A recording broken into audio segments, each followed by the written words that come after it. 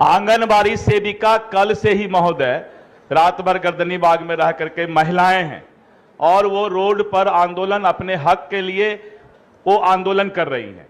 और जिस तरह से एक तरफ सरकार कहती है कि हम महिलाओं का सम्मान करते हैं, एक तरफ सरकार कहती है कि हम महिलाओं को आरक्षण देते हैं, एक तरफ सरकार कहती है कि महिलाओं की हम चिंता करते हैं, और वहीं पर महोदय आंगनवाड़ी सेविका जो हमारी महिला बहन है उनके ऊपर पुलिस ने जिस बर्बरता से लाठीचार्ज किया, तो सरकार किस तरह के महिलाओं के प्रति सम्मान शायद ये सरकार नहीं समझ पा रही है और इसीलिए बार बार उसको एक ऐसा मामूली सा पत्थर समझ करके फेंकी जा रही है, फेंकी जा रही है, फेंकी जा रही है।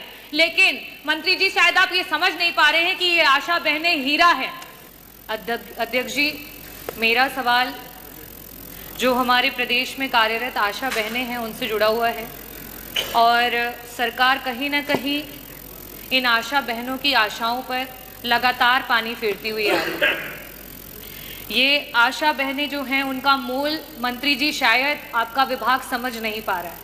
और रही बात छपने की, आशा बहनों का भी उतना ही अधिकार है कि वो अखबार की पंक्तियों में सामने आए और उनकी अधिकार की जो बातें सदन में बोली जा रही हैं वो लिख करके पढ़ करके वहां पर आए, क्योंकि आज वो आशा बहनें जिस तरीके से आपके विभाग की रीढ़ बन करके हैं शायद ये सरकार नहीं समझ पा रही है और इसीलिए बार बार उसको एक ऐसा मामूली सा पत्थर समझ करके फेंकी जा रही है, फेंकी जा रही है, फेंकी जा रही है।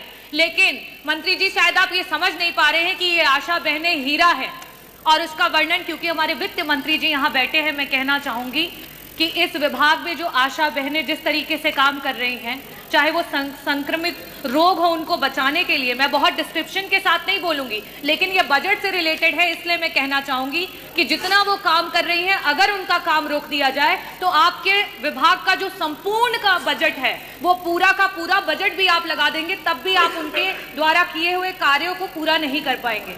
और ऐसी स्थिति में 1 ट्रिलियन इकोनॉमी की बात हुई पिछले सदन में और लगातार सरकार के द्वारा हो रही है। ऐसी स्थिति में 8 करोड़ का बजट है उत्तर प्रदेश की सरकार लेकर के आई है, लेकिन उस बजट में हमारी आशा बहनों के लिए कुछ भी नहीं है। मंत्री जी, मेरा प्रश्न आपसे ये है कि आप बात करते हैं कि उनका इतना मानदेय है और इतना सरकार दे रही है। मेरे पास आंकड़े हैं और मैं उसे टेबल भी करना चाहूंगी कि वर्तमान में 24 ऐसे जिले हैं और 25,000 आशा महिलाएं हैं जो हमारी वर्कर्स हैं जिनका भुगतान नहीं हुआ है और आज वो रोडों पे हैं, वो जगह जगह पर आपसे मिलना चाह रही हैं, लेकिन उन्हें आपसे मिलने का अवसर नहीं मिल रहा है और शायद इसीलिए नहीं मिल रहा है क्योंकि वो छप नहीं रही हैं। जो छपता है वो दिखता है और मीडिया की ये ताकत है और ये लोकतांत्रिक व्यवस्था की ताकत है कि हम उस चीज को, सत्यता को सबके सामने लेकर के आए। मेरा आपसे सिर्फ यही प्रश्न है कि 1 ट्रिलियन इकोनॉमी की बात करने वाली सरकार, इतने बड़े बड़े बजट्स लाने वाली सरकार आज आपके विभाग की रीढ़ में सिर्फ और सिर्फ इसलिए क्योंकि आशा महिलाएं हैं उनको कोई दर्जा नहीं दिया जा रहा है, ना उन्हें राजकीय कर्मचारी का दर्जा दिया जा रहा है, ना उन्हें संविदा के कर्मचारियों का दर्जा दिया जा रहा है। और बार बार जब बात आ रही है कि उनको उनके अधिकार का पैसा मिले, क्योंकि वो हर समय काम करती हैं, प्रसव का कोई समय फिक्स नहीं होता है। हम सब किसी ना किसी परिवार से हैं और हम सब जानते हैं कि प्रसव किसी भी समय हो सकता है और एक वो जो आशा बहन है उस माँ के साथ वो 9 महीने उस प्रसव को झेलती है, उस प्रसव के साथ खड़ी रहती है और उसे अस्पताल लेकर के जाती है। ऐसी स्थितियों में क्या उसका अधिकार नहीं है कि उसे भी 18,000 का मानदेय प्रति माह मिले? क्या हमारी जो संगिनियां उनके साथ काम करती हैं उनका अधिकार नहीं है कि उन्हें 24,000 का मानदेय सरकार के द्वारा मिले? तो मेरा प्रश्न पहला तो मैंने पूछ लिया, साथ ही साथ मैं आपसे अपने अनुपूरक भी पूछ लेती हूँ कि आज अस्पतालों में जब वो महिलाएं प्रसव की महिलाओं को लेकर के, मरीजों को लेकर के पहुंचती हैं तो वहां उनके रुकने तक का इंतजाम अस्पतालों में नहीं है। इस पूरे के पूरे उत्तर प्रदेश का कोई ऐसा CSC नहीं है जहां आशा बहनों के लिए एक कमरा रखा गया हो कि रात में अगर किसी महिला को प्रसव के समय लेकर के जाएं तो उनको वहां रुकने का इंतजाम हो। ऐसी स्थिति में मेरी दूसरी आशा बहनों की तरफ से सरकार से मांग है कि आपके इतने बड़े बजट में से प्रत्येक CSC पे कम से कम आशा बहनों के रुकने का इंतजाम कराते हुए एक कमरा आवंटित किया जाए।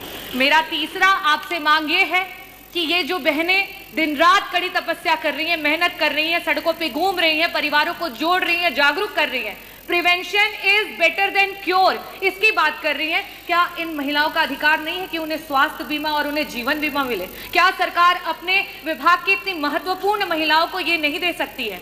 और लास्ट में मैं कहूंगी कि जो यातायात है उनके समय का बहुत ही इंपॉर्टेंस है, क्योंकि उन्हें समय से पहुंचना होता है जब जहां जरूरत होती है। ऐसी स्थिति में आपने अपने बजट में स्कूटी की बात की है, तो मैं ये भी चाहूंगी कि आशा बहनों की मांग है कि उन्हें स्कूटी दी जाए। ये चारों प्रश्न हैं मेरे, और मैं अनुरोध करूंगी कि मंत्री जी दोनों सदस्यों के जो प्रश्न हैं उनके उत्तर दें। माननीय मंत्री जी,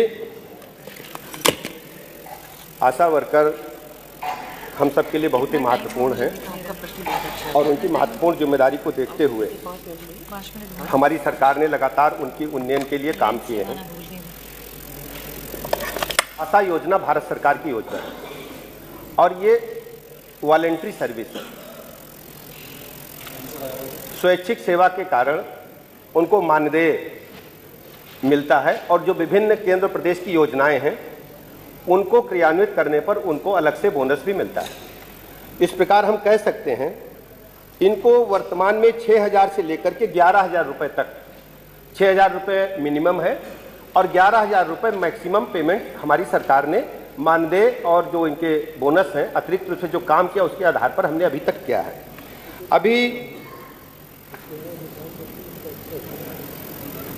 16-17 में इनको 2,306 रुपया मिलता था टोटल, अब ये 6 से 11,000 रुपया हो गया है। दूसरा 25-26 के बजट में हम इनको 2,000 से 3,000 रुपए करने के लिए हम प्लान बनाए हैं। इसको हम आगे भारत सरकार को 3500 तो पहले ही दे रहे हैं, भारत सरकार को हमने लिखा है। अच्छा, वो देते हैं। दूसरा क्या है, अभी हमें लगता है माननीय सदस्यों ने पूरा अध्ययन नहीं किया है, सतही जानकारी के तहत सवाल लगाया है। हमारी सरकार ने इनको जीवन बीमा की सुविधा दे रखी है और ये सुविधा दी जा रही है इनको प्रधानमंत्री जीवन ज्योति योजना के तहत और प्रधानमंत्री सुरक्षा बीमा योजना के तहत इनको हम ऑलरेडी दे रहे हैं और ये बहुत लंबे समय से लागू है। इनको हम स्मार्टफोन भी एक दिए हैं। माननीय सदस्य ने चार्ज के बारे में कहा, उसका रिचार्ज के लिए हम 99 रुपये और 250 रुपये उनको प्रतिमाह देते हैं, रिचार्ज के लिए देते हैं। मोबाइल फोन भी किया। दूसरी सबसे बड़ी बात इन्होंने उठाई कि इनको बड़ी चिंता है। सर, लोकतंत्र में कभी काम करने का अवसर इनको भी मिला है और आज हमें मिल रहा है। हम लोगों ने इनके मानदेय को लगातार बढ़ाने का काम किया है और 2018 में 1,000 रुपया था, इसको 2,000 रुपया अपनी सरकार ने किया, भारतीय जनता पार्टी की योगी जी की सरकार ने किया है। इसके अलावा अगर एक जियो हमारे समाजवादी साथी सुनना चाहें, 4 मार्च 2014 को समाजवादी पार्टी की सरकार थी, इनके भैया यहां बैठते थे, एक जियो किए थे, उसके 9वें नंबर पॉइंट पर कहे हैं कोई नियत वेतन आशा को हम नहीं देंगे, ये जियो में कहा है। और दूसरा कहा है कोई मानदेय भी नहीं मिलेगा। मेरा ये कहना है ये कोई ऐसी बात नहीं है, ये हमारी सरकार की प्रतिबद्धता आशा वर्कर के साथ साथ उत्तर प्रदेश के एक एक कर्मचारियों के हित के लिए है। आशा वर्कर हमारे स्वास्थ्य विभाग की रीढ़ की हड्डी, मैं स्वयं इनके संपर्क में रहता हूं। एक और सूचना दे दूं, मुझे अच्छी तरह याद है इनके भैया यहां बैठते थे, आशा वर्कर ने प्रदर्शन किया था, हजरतगंज कोतवाली में मुकदमा दर्ज हुआ था, जो आशा वर्करों की अध्यक्ष प्रदेश की, उसका मुकदमा पिछली सरकार में न्याय मंत्री रहते हुए मैंने वापस लिया था। ये वही हमारे समाजवादी साथी हैं। इसलिए माननीय अध्यक्ष जी, हम पूरी तरह से प्रतिबद्ध हैं। अपने आशा वर्कर के साथ साथ प्रदेश के एक एक कर्मचारियों के हितों की चिंता करना हमारे सरकार का प्रथम दायित्व है। कर्मचारी हमारी रीढ़ की हड्डी है, उनके सुख और दुख में हमेशा खड़े रहेंगे, इसमें कोई शक की गुंजाइश नहीं।